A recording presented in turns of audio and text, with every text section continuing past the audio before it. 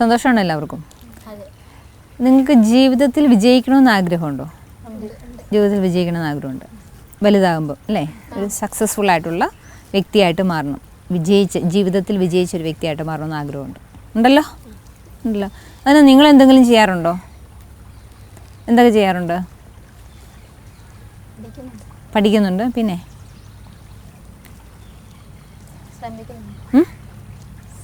ശ്രമിക്കുന്നുണ്ട്. ഓക്കെ. അപ്പോൾ നിങ്ങളെപ്പോലെ ജീവിതത്തിൽ വിജയിക്കണമെന്ന് ആഗ്രഹം ഉണ്ടായിരുന്നൊരു കുട്ടി, കഥ പറയുന്നത് ഇഷ്ടമാണല്ലോ അല്ലേ? ആ കുട്ടിയുടെ കഥ നിങ്ങളോട് ഞാൻ പറഞ്ഞുതരാം.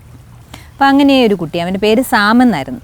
സാം അവധിക്കാലത്ത് വല്യപ്പച്ചൻ്റെ അടുത്ത് വന്നു. വീട്ടിൽ വന്നപ്പോൾ വല്യപ്പച്ചനോട് വന്ന് രഹസ്യമായിട്ട് പറഞ്ഞു, വല്യപ്പച്ചനെ കാണുമ്പോൾ എനിക്ക് വലിയ സന്തോഷമാണ്. വല്യപ്പച്ചൻ എൻ്റെ മുമ്പിലൊരു ഹീറോയാണ്. വല്യപ്പച്ചൻ ജീവിതത്തിൽ വിജയിച്ച ഒരു വ്യക്തിയായിട്ടാണ് ഞാൻ മനസ്സിലാക്കുന്നത്. ഈ വല്യപ്പച്ചനെ പോലെ തന്നെ എനിക്കും ഞാൻ വലുതാകുമ്പോൾ, വല്യപ്പച്ചൻ്റെ പ്രായമൊക്കെ ആകുമ്പോൾ ജീവിതത്തിൽ വിജയിച്ച ഒരു വ്യക്തിയായിട്ട് മാറണം, വലിയ ആഗ്രഹമാണ്. അതിന് വല്യപ്പച്ചൻ എന്തൊക്കെയാണ് ചെയ്തതെന്നുള്ള ട്രിക്കുകളൊക്കെ എനിക്കൊന്ന് പറഞ്ഞു തരണമെന്ന് പറയും. അപ്പോൾ വല്യപ്പച്ചൻ പറഞ്ഞു, അതിനെന്താ മോനെ എന്ന് പറഞ്ഞുകൊണ്ട്, വാ നമുക്ക് പുറത്തേക്ക് പോകാമെന്ന് പറഞ്ഞുകൊണ്ട് സാമിൻ്റെ കൈയും പിടിച്ച് വല്യപ്പച്ചൻ പുറത്തേക്ക് പോയി. അപ്പോൾ ഇവരുടെ വീടിൻ്റെ തൊട്ടടുത്തായിട്ട് ഈ ചെടികളൊക്കെ വിൽക്കുന്ന, മരങ്ങളും തൈകളും ഒക്കെ വിൽക്കുന്ന നേഴ്സറി ഉണ്ടായിരുന്നു. അപ്പോൾ ആ നഴ്സറിയിൽ ചെന്നിട്ട് വല്യപ്പച്ചനും സാമും കൂടി ചെന്നിട്ട് നല്ല 2 വൃക്ഷത്തിൻ്റെ തൈ വാങ്ങിച്ചു. എൻ്റെ വല്യപ്പച്ചൻ ഇവർ രണ്ടുപേരും കൂടി ഇതും കൊണ്ട് വീട്ടിൽ വന്നിട്ട് വല്യപ്പച്ചൻ പറഞ്ഞു, സാമേ നമുക്കിത് കുഴിച്ചു വെക്കാം.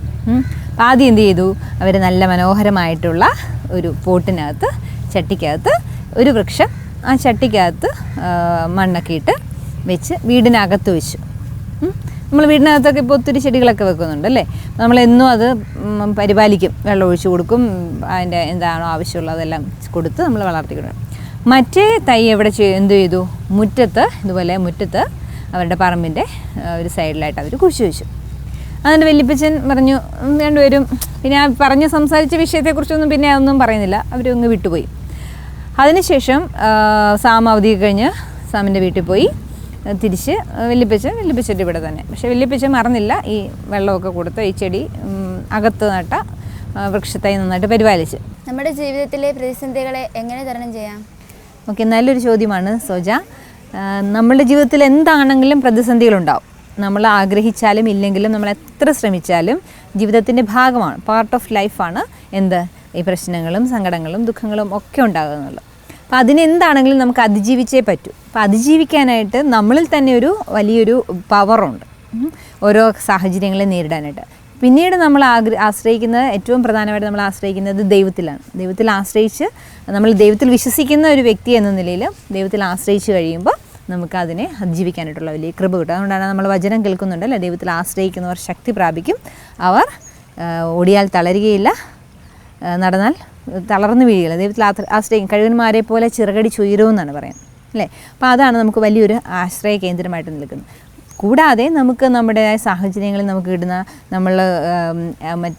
ഈ ഒരു പ്രതിസന്ധികളെയൊക്കെ തരണം ചെയ്ത ഒരുപാട് ആൾക്കാരുണ്ട്. ജീവിതത്തിലുണ്ടായ പ്രതിസന്ധികളെയും പ്രശ്നങ്ങളെയൊക്കെ തരണം ചെയ്തുവരെ നമ്മുടെ ചുറ്റുപാടുണ്ട്. ഈവൻ നമ്മുടെ മാതാപിതാക്കൾ തന്നെ എത്രയോ പ്രതിസന്ധികളിലൂടെയാണ് അവരുടെ ജീവിതങ്ങൾ ഇപ്പോൾ നമ്മളുടെ മുമ്പിലായിരിക്കുന്നത്. അപ്പോൾ അവരുടെ ഉപദേശങ്ങൾ നമുക്ക് മാർഗ്ഗദീപമാകും. അതുപോലെ തന്നെ നമ്മുടെ അധ്യാപകർ. അപ്പോൾ നമുക്ക് എന്തെങ്കിലുമൊക്കെ പ്രശ്നങ്ങളോ ബുദ്ധിമുട്ടുകളോ ഒക്കെ ഉണ്ടെങ്കിൽ നമ്മൾ അത് തന്നെ നമ്മുടെ ഉള്ളിൽ തന്നെ ഇട്ട് നമ്മൾ സംശയിച്ചും വിഷമിച്ചും കഴിയാതെ നമുക്ക് കോൺഫിഡൻ്റ് ആയിട്ടുള്ള ആളുകളോട് അത് ഷെയർ ചെയ്തും അവരുടെ അഡ്വൈസ് സ്വീകരിച്ചുമൊക്കെ നമുക്ക് അതിൽ നിന്ന് പുറത്തു വരാനുണ്ട്. കുട്ടികളെന്ന നിലയിൽ 4 വർഷങ്ങൾക്ക് ശേഷം വീണ്ടും അവധിക്ക് നാട്ടിൽ വന്നപ്പോൾ വല്യപ്പച്ചൻ്റെ അടുത്ത് ചെന്നിട്ട് പറഞ്ഞു, വല്യപ്പച്ച ഇത്തവണ എന്നെ പറ്റിക്കരുത്, ഞാൻ കഴിഞ്ഞ പ്രാവശ്യം ചോദിച്ചൊരു ചോദ്യം ഓർമ്മയുണ്ടല്ലോ, അതെനിക്ക് അതിന് ഉത്തരം പറഞ്ഞു തരണമെന്ന് പറയും. നിങ്ങളങ്ങനെ നിങ്ങളുടെ വല്യപ്പച്ചൻ്റെയും വല്യമ്മച്ചിയുടെ അടുത്തൊക്കെ പോയി സംസാരിക്കാറുണ്ടോ? ഇങ്ങനെയുള്ള കഥകളൊക്കെ ചോദിക്കാറുണ്ടോ? അല്ലെങ്കിൽ ഉപദേശങ്ങളൊക്കെ ചോദിക്കാറുണ്ടോ? നിങ്ങളുടെ വീട്ടിൽ വല്യപ്പച്ചമാരൊക്കെ ഉണ്ടല്ലോ? സ്നേഹത്തോടെയാണോ അവരുടെ ഇടപെടുന്നതൊക്കെ? അപ്പോൾ അവരുടെ കയ്യിൽ നിന്ന് ഒത്തിരി കാര്യങ്ങൾ നമുക്ക് കിട്ടും, കാരണം നമ്മളെക്കാളും ഒത്തിരി അനുഭവങ്ങളുള്ളവരാണ് അവർ. അപ്പോൾ അതുപോലെ സാമു എന്ന് പറഞ്ഞു, ഇത്തവണ എനിക്ക് എന്ത് ചെയ്യണം, ഉത്തരം കിട്ടണമെന്ന് പറഞ്ഞു. അപ്പോൾ വല്യപ്പച്ചൻ പറഞ്ഞു, സാമിങ്ങി വാ നമുക്ക് നോക്കാം എന്ന് പറഞ്ഞുകൊണ്ട്, ഓർമ്മയുണ്ടല്ലോ കഴിഞ്ഞ തവണ വന്നപ്പോൾ നമ്മൾ നട്ടുവെച്ച 2 തൈകളുടെ കാര്യം ഓർമ്മയുണ്ടല്ലോ, അതിപ്പോൾ എങ്ങനെയായെന്ന് നമുക്ക് നോക്കാമെന്ന് പറഞ്ഞു. എന്നിട്ട് എന്ത് ചെയ്തു, സാമിനെയും കൂട്ടിക്കൊണ്ട് വീടിനകത്ത് വെച്ച തൈ കൊണ്ട്, അപ്പം അത് നന്നായിട്ട് വളർന്നിട്ടുണ്ട്. വളരെ മനോഹരമായിട്ട് നിൽക്കുന്നു. കേടൊന്നുമില്ല, ഒരു ക്ഷീണമൊന്നുമില്ല. നന്നായിട്ട് വെള്ളവും വളവും ഒക്കെ അതിൻ്റെ സമയത്ത് തന്നെ വല്യപ്പച്ചൻ കൊടുത്ത് വളർത്തിയുണ്ട്. പക്ഷേ വീടിനകത്ത് വളർന്നാകുമ്പം എന്തുമാത്രം വളരാൻ പറ്റിയിട്ടുണ്ടെന്നുള്ള കാര്യം നിങ്ങൾക്ക് മനസ്സിലാക്കാൻ പറ്റുമല്ലോ. അതിനുശേഷം വല്യപ്പച്ചൻ ഇവൻ്റെ കൈ പിടിച്ചുകൊണ്ട് പുറത്തേക്ക് ചെന്നു. പുറത്തേക്ക് നിന്നിട്ട് പറഞ്ഞു, നമ്മൾ അന്ന് നട്ട ആ തൈയാണിത്.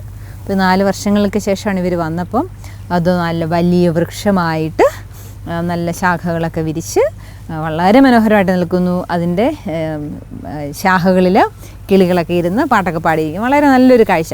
സാം ഇങ്ങനെ ചോദിച്ചു, അതെന്താ ഇങ്ങനെ സംഭവിച്ചത്? വീട്ടിനകത്ത് വെച്ചതിനല്ലേ നമ്മൾ ഒത്തിരി കരുതലും പരിപാലനയൊക്കെ കൊടുത്തത്, എന്നിട്ട് അത് ഇത്രയൊക്കെ ആയിട്ടുള്ളൂ. പക്ഷെ പുറത്ത് വെച്ച ഈ വലിയ വൃക്ഷം പുറത്തായിരുന്നു, അതിന് ഒത്തിരി സ്ട്രഗിൾസ് ഉണ്ടായിരുന്നു അല്ലേ? അപ്പോൾ വല്യപ്പച്ചൻ പറഞ്ഞു, അതേ മോനെ, കാറ്റ്, മഴ, സൂര്യപ്രകാശം അല്ലേ, തീവ്രമായ കാലാവസ്ഥയുടെ വ്യതിയാനങ്ങൾ, ഇങ്ങനെ ഒരുപാട്, പിന്നെ മറ്റ് മൃഗങ്ങളുടെ ആക്രമണം, ഇങ്ങനെയൊക്കെ ഒത്തിരി പ്രശ്നങ്ങളുടെയും സ്ട്രഗിൾസിൻ്റെയും നടുവിലാണ് ഈ മുറ്റത്ത് നിൽക്കുന്ന ഈ മരം വളർന്ന് പന്തലിച്ചത്. നിങ്ങൾ ചെടികളൊക്കെ വെച്ച് പിടിപ്പിക്കാറുണ്ടല്ലേ? അപ്പോൾ നമ്മൾ വീടിന് അകത്തും പുറത്തും ചെടികൾ വെച്ച് പിടിപ്പിക്കാറുണ്ട്. അതിനകത്തെ വ്യത്യാസം എന്താ? വീടിനകത്ത് വെക്കുന്ന ചെടികളും പുറത്ത് വയ്ക്കുന്ന ചെടികളും തമ്മിലുള്ള വ്യത്യാസം? ചെടികളല്ല, ഇപ്പം വൃക്ഷത്തൈകളൊക്കെ വലിയ മരങ്ങളായിട്ട് വളരും അല്ലേ? പിന്നെ കിട്ടും.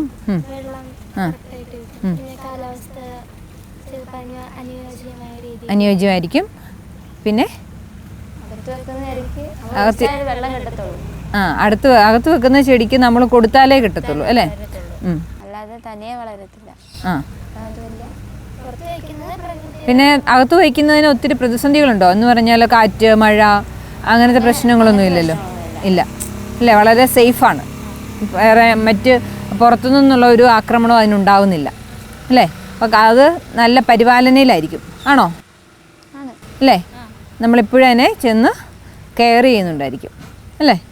അപ്പോൾ ഇതിലൂടെ വല്യപ്പച്ചൻ എന്നോട് എന്താണ് പറഞ്ഞു തരാൻ ഉദ്ദേശിക്കുന്നത് സാം ചോദിച്ചു. അപ്പോൾ വല്യപ്പച്ചൻ പറഞ്ഞു കൊടുക്കുകയാണ്, മകനെ, നമ്മുടെ ജീവിതത്തിൽ ഇങ്ങനെയാണ്. നമ്മൾ സക്സസ്ഫുൾ ആകണമെന്ന്, വിജയിച്ച ഒരു വ്യക്തിയാകണമെന്ന് നമ്മൾ ആഗ്രഹിക്കുന്നുണ്ടെങ്കിൽ നമ്മൾ എന്ത് ചെയ്യണം? നമ്മുടെ ജീവിതത്തിൽ വരുന്ന പ്രതിസന്ധികളെയും പ്രശ്നങ്ങളെയും ഒക്കെ തരണം ചെയ്യാനായിട്ട് പഠിക്കണം.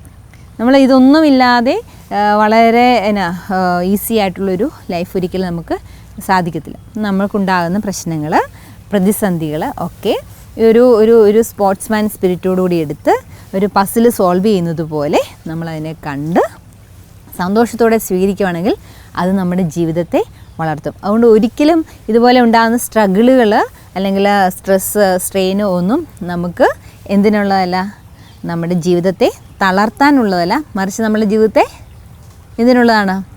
വളർത്താനുള്ളത്. നിങ്ങൾക്ക് സ്ട്രെസ് ഉണ്ടോ? നിങ്ങൾ പറയത്തില്ലേ, ഇപ്പം കുട്ടികളൊക്കെ പറയും സ്ട്രെസ്സാണ് അല്ലെങ്കിൽ ഭയങ്കര സ്ട്രെയിനാണെന്നൊക്കെ പറയാറുണ്ട് അല്ലേ? നമുക്കിതാണ് ഇപ്പോൾ എന്താണ് നിങ്ങൾക്ക് കിട്ടുന്നൊരു ചെറിയൊരു വിഷമമായിരിക്കാം അല്ലേ? അല്ലെങ്കിൽ നിങ്ങളുടെ മാതാപിതാക്കളുടെ ഭാഗത്തു നിന്നോ അല്ലെങ്കിൽ നിങ്ങളുടെ അധ്യാപകരുടെ ഭാഗത്തു നിന്നോ ഒക്കെ ഉണ്ടാകുന്ന ചെറിയ എന്തെങ്കിലുമൊക്കെ പ്രശ്നങ്ങൾ, അല്ലെങ്കിൽ നിങ്ങളുടെ കൂട്ടുകാരുടെ ഭാഗത്തു നിന്നുണ്ടാകുന്ന ചില പ്രതികരണങ്ങൾ, പഠിക്കാൻ പറ്റാത്ത അവസ്ഥകൾ, ഇതൊക്കെ നമുക്ക് വലിയ ബുദ്ധിമുട്ടായിട്ട് തോന്നും അല്ലേ? അല്ലെങ്കിൽ സാമ്പത്തികമായിട്ടുള്ള ബുദ്ധിമുട്ടുകൾ, അല്ലെങ്കിൽ ആരോഗ്യ പ്രശ്നങ്ങൾ, ഇതൊക്കെ നമുക്ക് എന്തായിട്ട് വരും? വലിയ തടസ്സങ്ങളായിട്ടൊക്കെ നമ്മൾ ഫീൽ ചെയ്യും അല്ലേ? അപ്പം അതൊക്കെ നമുക്ക് എന്ത് ചെയ്യേണ്ടിയിരിക്കുന്നു? അതിജീവിക്കേണ്ടിയിരിക്കുന്നു. അപ്പം ആ ഒരു സന്ദേശമാണ് നമുക്ക് ഈ ഒരു കഥയിലൂടെ ഈ വല്യപ്പച്ചൻ നമുക്ക് പറഞ്ഞു തരുന്നത്. നമ്മുടെ ജീവിതത്തിലും ഇതുപോലെ കാറ്റുകളും കൊടുങ്കാറ്റും മഴയും പേമാരിയും ഒക്കെ ഉണ്ടാവും, വെള്ളപ്പൊക്കങ്ങളൊക്കെ ഉണ്ടാവും അല്ലേ? അതൊന്നും നമ്മളെ മുക്കി താഴ്ത്താനുള്ളതുമല്ല, നമുക്കതിനെയെല്ലാം അതിജീവിച്ച് മുൻപോട്ട് പോകാനായിട്ടുള്ള ഒരു കരുത്ത് നമ്മുടെ മനസ്സിന് നമ്മൾ നേടിയെടുക്കണം. പ്രധാനമായിട്ടും അത് പറഞ്ഞു വരുമ്പോൾ നമുക്ക് പ്രാർത്ഥനയിലൂടെയും ദൈവത്തിൽ ആശ്രയിച്ചും നമ്മുടെ മാതാപിതാക്കളെ അനുസരിച്ചും അധ്യാപകർ പറഞ്ഞു തരുന്ന നല്ല കാര്യങ്ങളൊക്കെ മനസ്സിലാക്കിയും ഒക്കെ നമുക്ക് ഈ ജീവിതത്തെ വളരെ സന്തോഷമായിട്ട് മുന്നോട്ട് കൊണ്ടുപോകാനായിട്ട് സാധിക്കും. അപ്പം ജീവിതത്തിൽ വിജയിക്കണമെന്ന് ആഗ്രഹമുണ്ടല്ലോ, അപ്പോൾ ഇനി അതിനുവേണ്ടി നമുക്ക് പരിശ്രമിക്കാനായിട്ട് ശ്രമിക്കാം.